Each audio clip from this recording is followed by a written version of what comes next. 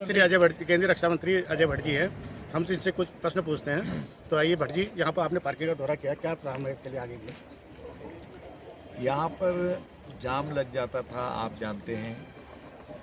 और जब यहाँ जून में जिस समय बड़ा फंक्शन होता है महाराज जी का, तो उस समय तो भवाली से ही बंद हो जाता है। जब बारिश होती है तो सड़कें बंद हो जाती हैं।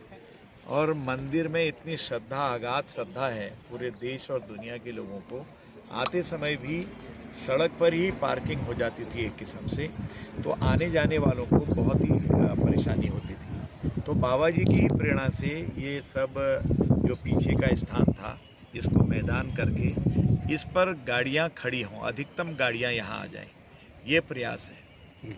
और भविष्य में फिर देखिए, मल्टी स्टोरी पार्किंग का भी प्लान है।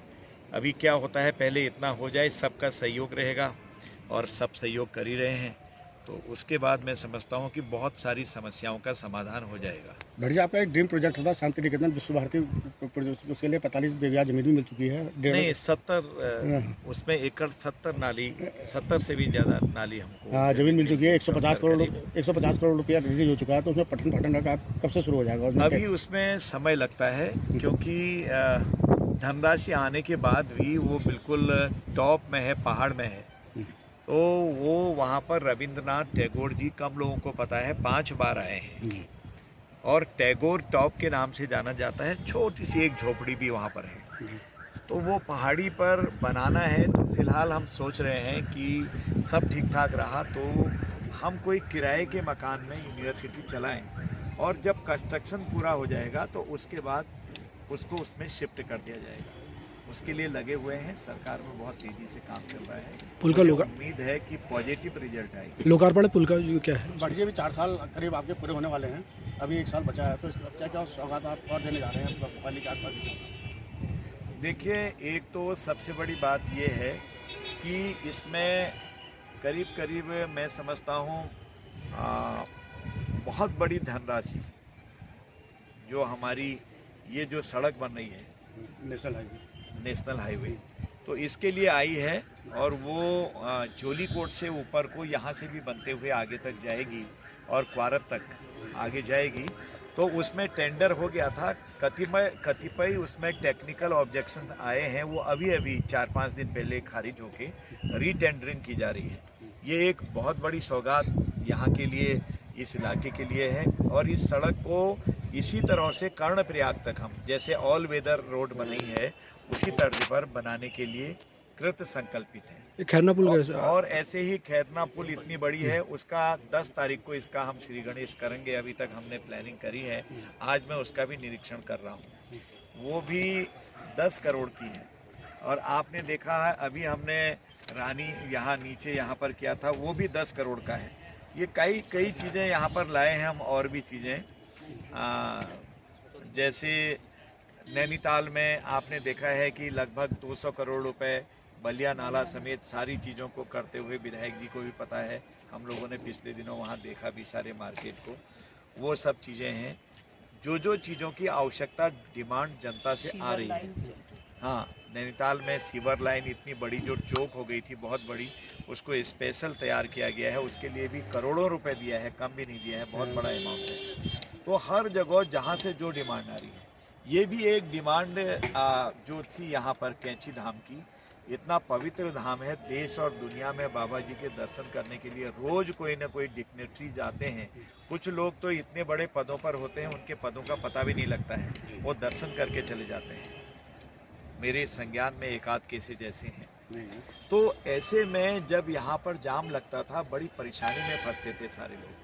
और आवत जावत में यहाँ से लेकर कर्णप्रयाग तक के लोगों को, और पिथौरागढ़, अल्मोड़ा, बागेश्वर, जहाँ जहाँ तक गाड़ियाँ जाती हैं, डीडी हाट, ये सारे लोगों को दिक्कत होती थी। इधर चौकुटिया, मासी, द्वाराहाट, रानीखेत।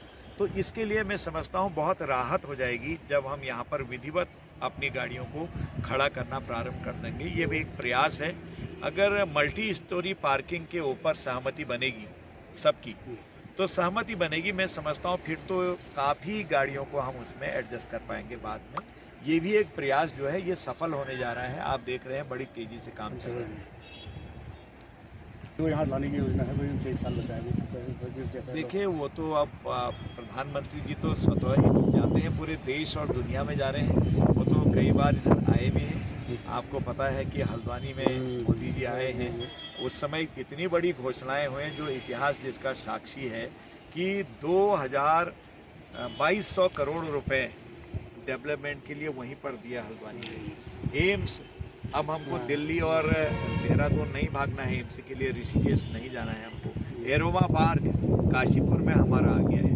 हल्द्वानी जो हमारा एक किस्म से उत्तराखंड का प्रवेश द्वार है और मंडी भी वहाँ पर हमारी है। कुछ दिनों में आप देखेंगे उसका पूरा कायाकल्प हो गया है, पहचानने में नहीं आएगा, ऐसा है।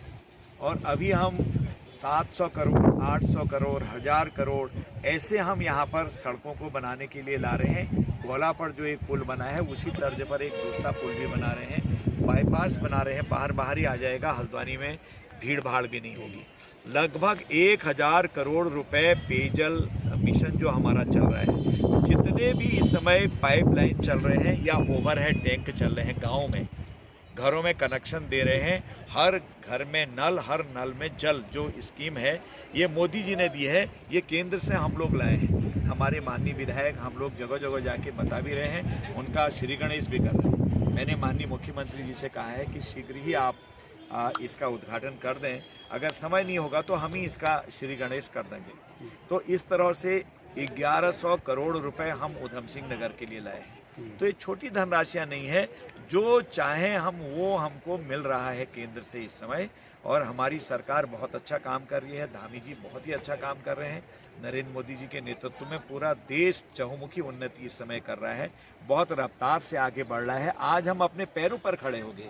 सबसे बड़ी बात यह है कि आज दुनिया अचंभे में है कि भारत हमारे बराबर कैसे आ गया, बल्कि कई देशों से हम आगे निकल गए हैं। जिन अंग्रेजों ने हमको गुलाम बनाया है वो 5वीं आर्थिक शक्ति थी पैसे के मामले में, हमने उनको पीछे धकेल दिया है। आज हम 10वें नंबर से 5वें नंबर पर आ गए हैं, अंग्रेज हमसे पीछे चले गए हैं। ऐसी उपलब्धियां हम नरेंद्र मोदी जी के नेतृत्व में कर रहे हैं। ठीक है।